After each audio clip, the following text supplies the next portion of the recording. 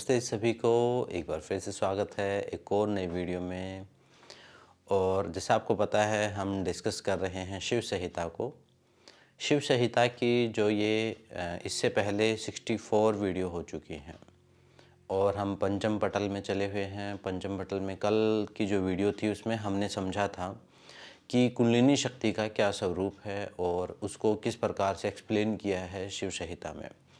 और कुंडलिनी शक्ति को हमने रिलेट भी किया था अपने जीवन से और अपने बाहर की चीज़ों से कि हम जो भी पूजा पाठ करते हैं या उसका स्वरूप जो है, जो शिवलिंग का स्वरूप है, वो कुंडलिनी शक्ति का ही स्वरूप है और हम उसकी ही पूजा करते हैं।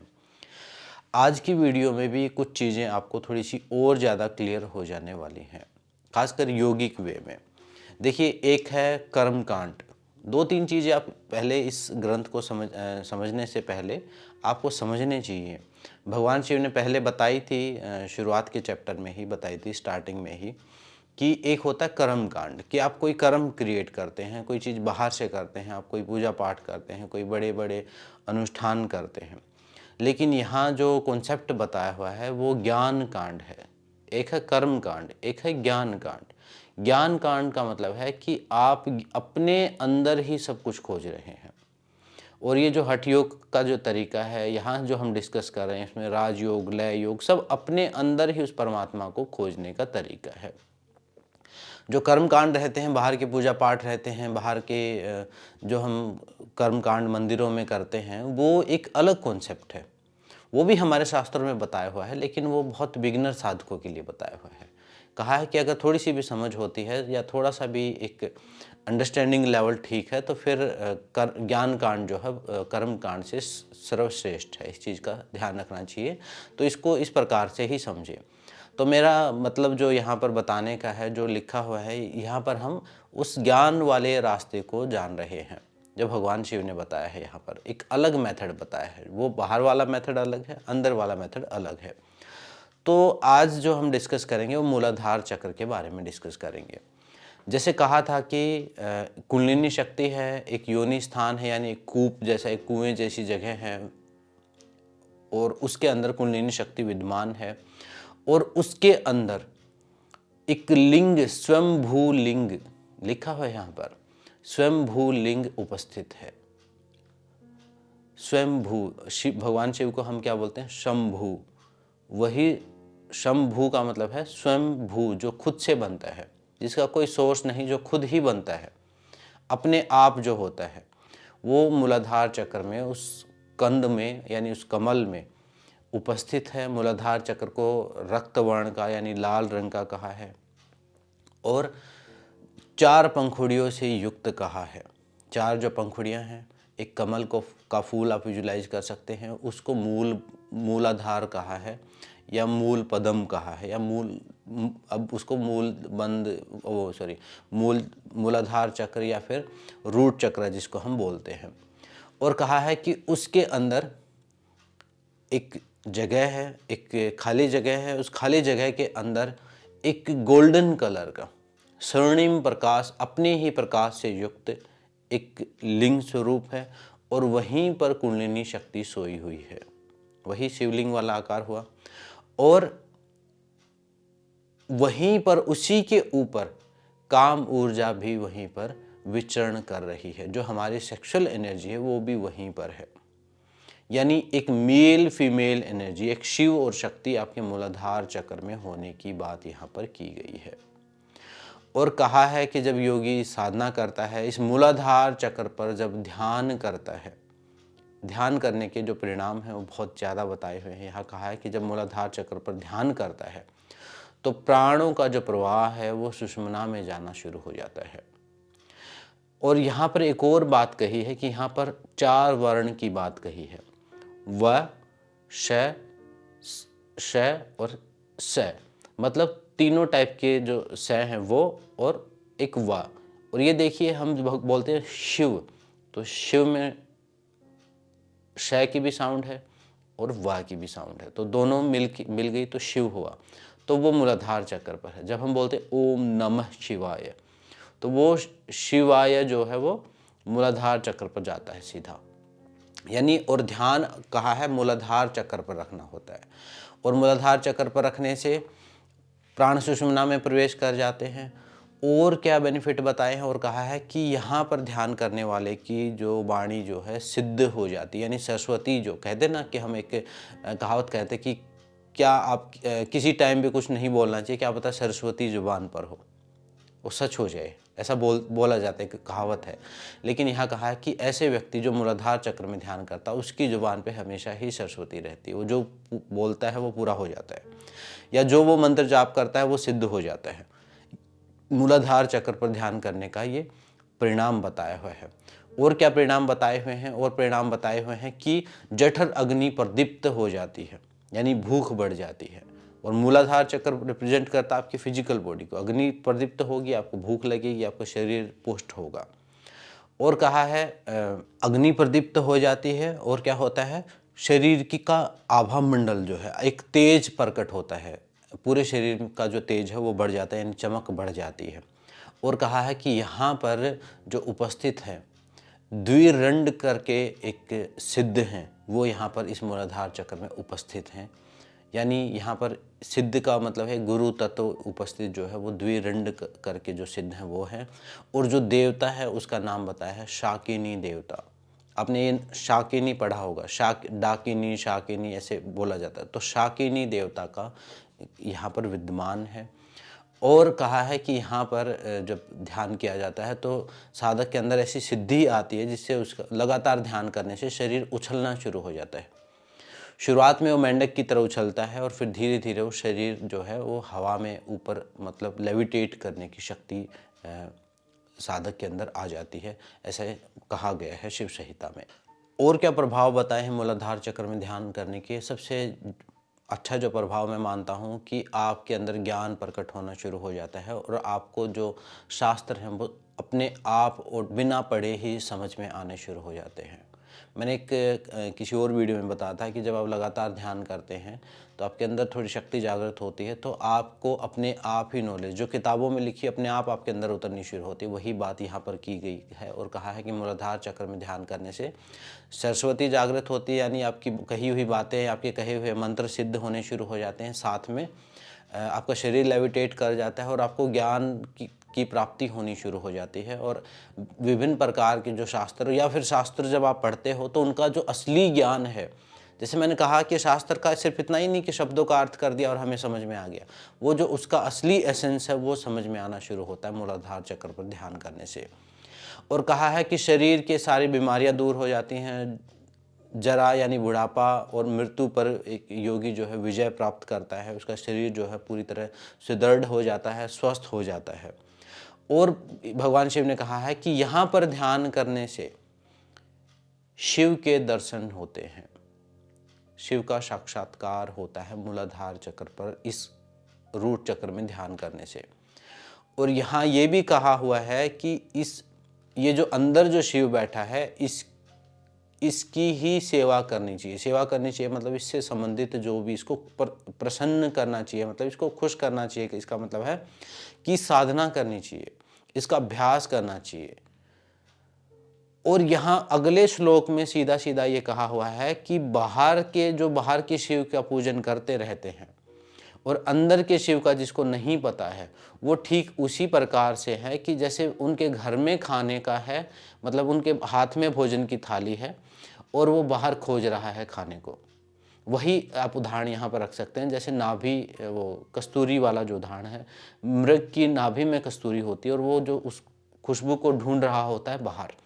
सेम सिचुएशन यहाँ कही है कि जो बाहर के शिव को पूजते हैं, यानी जो बाहर मूर्ति पूजते हैं या शिवलिंग की पूजा करते हैं, वो कहा है यहाँ पर कि वो ठीक वैसे ही है, अपने अंदर जो रियल शिव है उसको छोड़ के वो बाहर के शिव को प्रसन्न करने की कोशिश करते हैं और वो कभी सफल भी नहीं हो पाते हैं।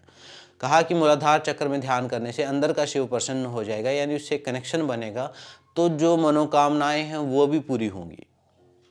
अब देखिए, जब वो मूर्ति पूजा वाला जब कॉन्सेप्ट आएगा या किसी शास्त्र में आएगा तो उसको मैं समझा पाऊंगा, लेकिन यहाँ पर ये क्लियर कह दिया है कि बाहर के शिव को छोड़ के अंदर के शिव को पूजना चाहिए, आपके मूलाधार चक्र में उपस्थित है। और जब वो प्रसन्न होगा तो मनोकामना पूरी होंगी। अब जो आप मूर्तियों पर जो मनोकामना मांगते हैं वो पूरी नहीं होती हैं, या होती हैं तो सिर्फ आपकी थॉट की वजह से या विजुअलाइजेशन की वजह से, आपके ही माइंड प्रोग्रामिंग की वजह से होती हैं, या फिर कहीं यूनिवर्सल एनर्जी से थोड़ा बहुत कनेक्शन, आपका बहुत भक्ति भाव, बहुत गहरा भाव हो तो वो पॉसिबल हो सकता है। लेकिन यहाँ पर कहा है कि अपने अंदर के शिव को प्रसन्न करने के लिए हमें तपस्या साधना करनी चाहिए। जो भी मूलाधार चक्र से संबंधित क्रियाएं हैं, प्राणायाम हैं, या जो मंत्र हैं वो कहे हैं। 4 पंखुड़ियाँ बताई हैं मूलाधार चक्र की, व, श, श और स। तीनों टाइप के जो स हैं वो और व, ये 4 वर्ण उन पर उपस्थित हैं, और यही उनके मंत्र हैं, और द्विरंड सिद्ध हैं, और शाकिनी देवता यहाँ पर बताए हुए हैं। और कहा है कि जो अंदर के अपने अंदर उपस्थित शिव को जो प्रसन्न कर लेता है उसको सारी सिद्धियाँ मिल जाती हैं, सारी शक्तियाँ मिल जाती हैं, सारे पापों से मुक्त हो जाता है, और हर प्रकार के उसका जो प्राण और उसका वीर्य जो है वो स्थिर होना शुरू हो जाता है, और लौकिक और पारलौकिक सारे सुखों की प्राप्ति होती है। ये मूलाधार चक्र के बारे में बताया हुआ है। भगवान शिव के बारे में जैसा यहाँ पर कॉन्सेप्ट क्लियर हो गया, अपने अंदर के शिव को ध्यान करना, और शुरुआत में मूलाधार चक्र में ही ध्यान करना है। जब हम देखते हैं, पुराणों की कहानियाँ पढ़ते हैं, या वहाँ मैंने बताया स्टोरी फॉर्म में चीज़ें बताई हुई हैं, तो वहाँ उनको देख के हमें लगता है कोई शिव बाहर बैठे हुए उनको खुश करना है। उस शिव का एक अंश हमारे अंदर भी है, उसे खुश करना है, और उसी से सिद्धियाँ शक्तियाँ प्राप्त होनी हैं। और देखो लास्ट में, सबसे लास्ट में कह दिया कि प्राण स्थिर होते हैं और वीर्य स्थिर होता है। स्थिर होने का मतलब ब्रह्मचर्य की प्राप्ति होती है। अब ये जो मैं एक यौन ऊर्जा वाली, काम ऊर्जा वाली जो सीरीज बना रहा हूँ, उसके पीछे कारण मेरा ये नहीं है कि आपको यौन शिक्षा देना। यौन शिक्षा देना या वो शिक्षा अवेलेबल है, वो आप ग्रहण कहीं और से भी कर लेंगे, लेकिन उसको मैं शुरुआत वहाँ से करके, उसको मैं ये जो भगवान शिव ने जो काम ऊर्जा बताई है, या जो अंदर का जो शिव है, उस एनर्जी की ट्रांसफॉर्मेशन की बात हम करने वाले हैं। लेकिन शुरुआत ऊपर से ही करनी पड़ेगी। अगर मैंने ऊपर के पहलू को छोड़ दिया और सिर्फ अंदर के ही पहलू पर मैंने बात की, यानी मैंने डॉक्टर से बात ना करके सीधी सिर्फ योगियों की ही बात बताई, सिर्फ साधना की ही बात बताई, तो आम आदमी उससे कनेक्ट नहीं कर पाएगा। उनको लगेगा कि वो कुछ, ये किसी और स्पेशल लोगों के लिए कोई चीज़ है, हमारे काम की नहीं है। लेकिन ये अंदर की ही ऊर्जा को ट्रांसफॉर्म करने की बात मैं आगे करने वाला हूँ। आगे कई सारी, ये जो मेरा जो काम ऊर्जा की जो पूरी सीरीज़ है वो इंस्पायर शिव संहिता से ही है, वो भगवान शिव के ही लिटरेचर से है। और भी कुछ हम ग्रंथ आगे डिस्कस करेंगे तो उनमें भी आपको समझ में आएगा कितनी इम्पोर्टेंट चीज़ है। और हमारे धर्म में इसको ही स्किप कर दिया है, बाकी सब ठीक है। अब ऐसा समझ लीजिए कि जो मेन करंट है बॉडी का, जो जीवनी शक्ति, जो असली स्पिरिचुअल एनर्जी है, जो इसलिए जो पूरी आपके मेन जो लाइन है वही कट कर दी आपके घर की, तो उसकी आपके अंदर, घर के अंदर को कैसे रोशनी होगी। तो इसलिए सारी पूजा पाठ, सारे रीति रिवाज सिर्फ रीति रिवाज ही बन गए हैं, उनके अंदर ना कोई प्राण है ना कोई शक्ति है। और यह जो मेरा काम है, या जो मैं चिंतन कर रहा हूँ अपनी तरफ से, जो मैं थोड़ा सा कोशिश कर रहा हूँ अपने हाथ पैर मार के अपनी इस तुच्छ बुद्धि के साथ, वो मेरा काम ये है कि वो जो चीज़ें जो हमारे धर्म को बचा सकती हैं उनको जागृत किया जाए। हम हमारे धर्म को अच्छा बताते रहें, श्रेष्ठ बताते रहें, इतिहास बताते रहें, उससे धर्म का काम नहीं होता है। उससे कोई धर्म का काम नहीं होता, उससे वो जागृत नहीं होगा, उससे वो दोबारा से पुनर्स्थापित नहीं हो सकता, क्योंकि वो निर्जीव हो चुका है। मैंने एक और पंडित श्री राम शर्मा की बुक पढ़ी थी, उन्होंने भी यही बताया हुआ था कि हम पीछे क्यों हैं, क्योंकि हमारे जो रीति रिवाज, जो पूजा पाठ, या जितना भी हम जो भी साधना कर रहे हैं परमात्मा के लिए, धर्म का मतलब यही है कि खुद को जानने के लिए, परमात्मा को तक पहुंचने के लिए जो हम क्रियाकलाप करते हैं वही सारी चीज़ें आती हैं। उसमें चाहे आपके लाल वस्त्र पहनने हों, चाहे आपके कोई रीति रिवाज करने हों, वो उसी का एक कहीं ना कहीं पूरा रूप रहता है विभिन्न प्रकार से। तो वहाँ पर उस बुक में कहा हुआ था कि हमारे धर्म के प्राण जो हैं वो ख़त्म हो चुके हैं, क्योंकि प्राण ऊर्जा का जो विज्ञान है वो समाप्त हो चुका है, सिर्फ रिचुअल्स रह गए हैं। आप जितने भी लोग अभी शिव संहिता को सुन रहे हैं, कई लोग शिव भक्त भी होंगे, कई सारे बहुत उच्च लेवल की साधनाओं तक भी पहुँचे होंगे।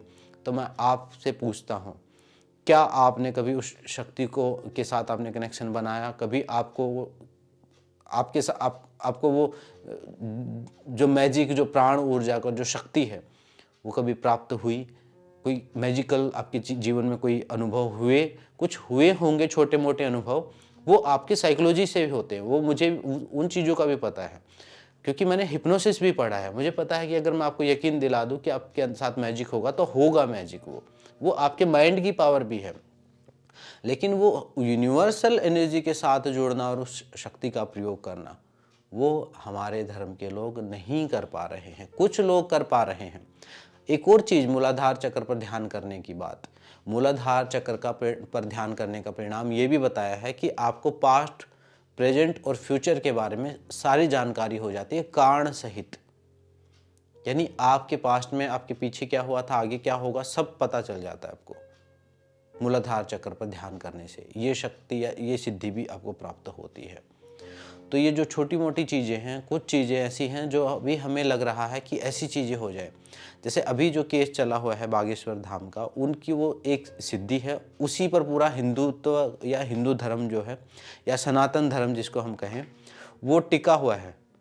अगर किसी दिन वो एक्सपोज हो गए तो हम लाचार हो जाएंगे, टूट जाएंगे, बिखर जाएंगे। और जबकि वो तो एक बहुत छोटा सा पार्ट है, छोटा सा अंश है। वो तो हर व्यक्ति में हो सकती है, वो संभावना तो हमारे शास्त्र में लिखा हुआ है।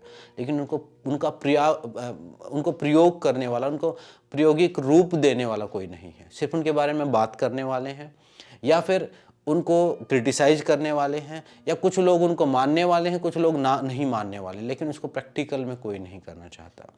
और जब मैं उसकी प्रैक्टिकल की गूढ़ से गूढ़ में मैं जाने की कोशिश करता हूँ, तो सीधी एक ही चीज़ आती है, काम ऊर्जा। काम ऊर्जा के ऊपर अगर आपका कंट्रोल नहीं है, कंट्रोल का मतलब है अगर वो ट्रांसफॉर्म नहीं होती है, तो कोई सिद्धि, कोई शक्ति आपको प्राप्त नहीं हो सकती। पहली कंडीशन यही होती है। अगर जिस कंट्रोल को हम कंट्रोल समझते हैं वो दमन है, वो कंट्रोल नहीं है। तो इसलिए वो पूरी सीरीज़ एक मैं बिल्कुल बाहर से शुरू करके बिल्कुल अंदर तक उसको पूरा खंगालने की मैं कोशिश करूँगा। और जितनी इन्फॉर्मेशन, जितनी नॉलेज है, जो 2-4 लोग इस रास्ते पर हैं, उनको उस पूरी मदद मिलेगी। बाकी लोग जो सुनने वाले हों तो सुनते रहेंगे। तो ये आज थोड़ा मूलाधार चक्र पर हमारा आज का टॉपिक था। तो ध्यान जब आप करें तो अपने मूलाधार चक्र पर ही करें फिलहाल। आगे चक्र पर भी कर सकते हैं, अंदर भी शिव हैं, ऊपर भी शिव हैं, शिव हर जगह हैं, हृदय में भी शिव हैं। लेकिन शिव के रूप हैं, आपने देखे होंगे शिव की अलग अलग अवस्थाएं। जैसे माँ के रूप हैं, नवरात्र में 9 रूप हैं माँ के, तो वो रूप चक्रों के हिसाब से ही हैं। ऐसे शिव के भी रूप हैं। तो आप उस चीज़ का करें, पहले मूलाधार चक्र से आप शुरू करें। और ख़ासकर जिसको काम ऊर्जा की प्रॉब्लम, जिनको लगता है कि मुझे इस पर काम करना है, तो वो मूलाधार चक्र से शुरू करें और उससे नियंत्रण आएगा, अंदर की शिव की जागृति होगी। तो जो संसर्ग बाहर होता है वो संसर्ग अंदर शुरू होगा, अंदर की कुंडलिनी जागृत होगी और धीरे धीरे अंदर की ऊर्जा ऊपर उठनी, यानी जिसको ऊर्ध्वगामी होना बोलते हैं, वो होना शुरू हो जाएगा। तो ये कुछ चीज़ें थी मूलाधार चक्र से संबंधित। अपने अभ्यास में इसको भी आप ऐड कर सकते हैं। ऐड नहीं करें, ध्यान नहीं कर सकते, तो आप इससे संबंधित जो योनि मुद्रा है या अश्विनी मुद्रा है या मूल बंध है, वो सारी अभ्यास आप कर सकते हैं। बाह्य प्राणायाम कर सकते हैं। तो उन सब का अभ्यास आप ये अपने योग में रखें। तो आज की वीडियो में इतना ही। कोई भी डाउट, क्वेश्चन हो, कमेंट में आप पूछ सकते हैं। तो मेरी बातों को ध्यान से सुनने के लिए सबका धन्यवाद। सबको नमस्ते। ओम शांति शांति।